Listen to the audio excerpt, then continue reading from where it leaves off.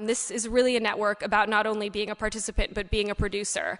The real benefit truly comes from the planning process and using this as a forum for experimentation and doing something innovative and totally different. It's never too late to embark upon a career of art appreciation in your life.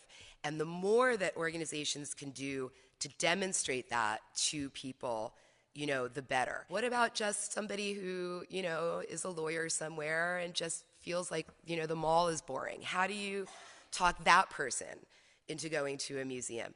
And how you do it is you make it accessible, you make it less intimidating, and you bring it to them. I'm often asked, because I'm a younger person, oh, can you show me how that Twitter thing works? And I'm like, okay, I'm not on Twitter, but let me do my best. So as someone who's trying to follow the trend for the sake of being professional, really, right.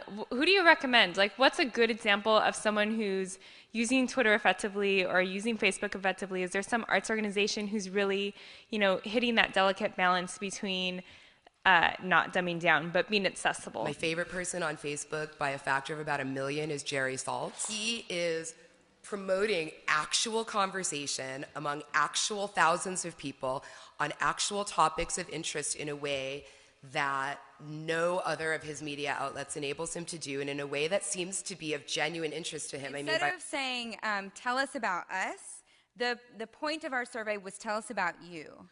Can you share some of those resources that you were using to develop that survey? Because I think a lot of us, even from hearing earlier about how important SurveyMonkey is and knowing what your audience wants, well, what do we need to be asking ourselves to even develop the survey? Start with what do we want to know, and what are we going to do with that? We collect a lot of information very often, and I'm sure you've all seen it. One of our participants was saying the other day, I'm embarrassed because I know in my office there's a shelf where there's 5 different studies that we did, surveys, and no, we don't do anything with it. So really thinking ahead to what do we think we're going to do with this information? How are we going to make change with it? So think of values like a very elite group. And it doesn't have to be a finite number. It's not like you can only have 12, or you can have as many as you want, but you need to really think about what's in there and what that means to you. And when something comes off that list, what do you have to give up for something to come off? What's going to replace what's on that list?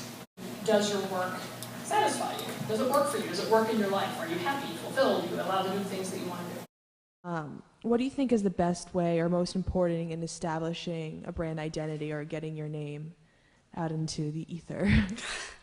Well, I think the first thing is to really understand what it is that you have that you're delivering to your customer.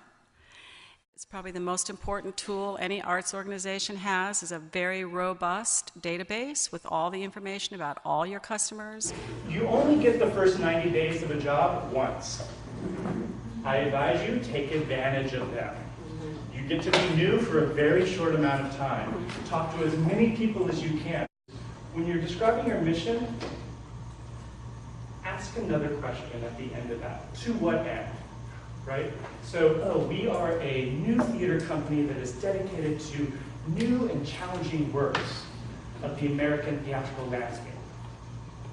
Awesome. Cool. Good for you. To what end? Right? What does that have to do with society at large?